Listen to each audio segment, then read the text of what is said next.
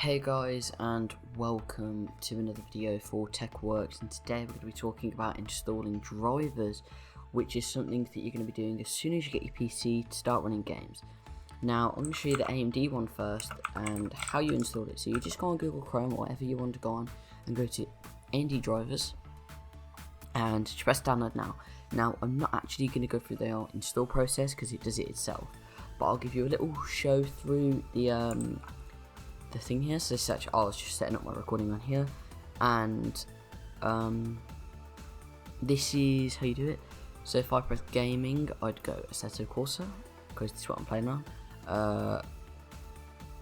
That's what I was playing. It tells me the FPS I was getting. I can launch it, but where I think it really shines is you could do something called Radeon Chill, which limits your FPS to save power, which I think is really good. And if I actually go to Rainbow Six Siege, which is in that I play, I would actually go ahead and turn that on. So I'd want to limit it to max FPS of, let's say, I would want a minimum of 75, and I want a maximum of 90, because that's what I'm going to need, right?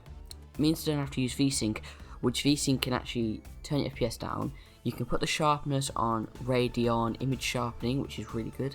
FreeSync is actually really good, so I have a FreeSync monitor. It's quite good. Custom color, I have it through DisplayPort, so I can obviously go over the FPS that I'm usually on. Oh yeah, okay, you don't need to worry about that. It does sometimes pick up applications like DaVinci Resolve. We're going to get rid of there, and we're going to get rid of that.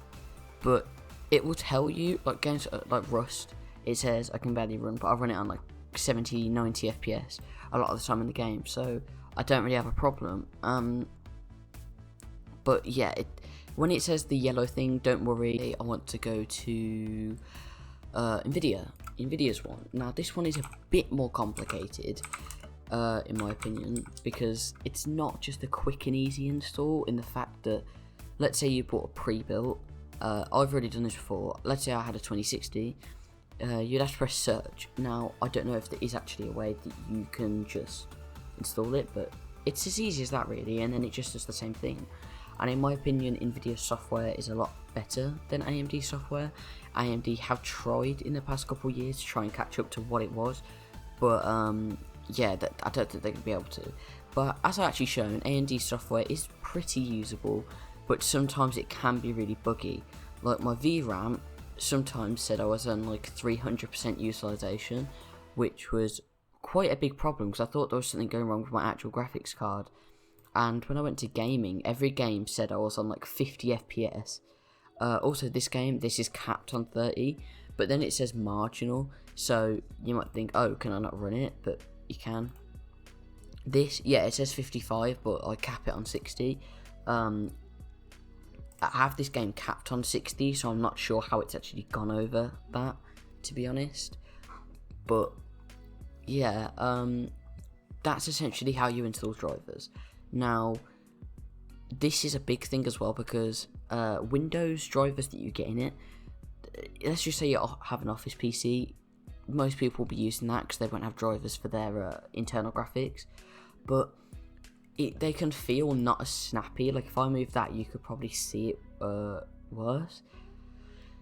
But yeah, it's something that everyone needs to know because there is someone who does actually have a PC that I know of, and he didn't install drivers, and he asked me, oh, why is my Siege not working that well? And turns out was drivers, and I couldn't believe he forgot that.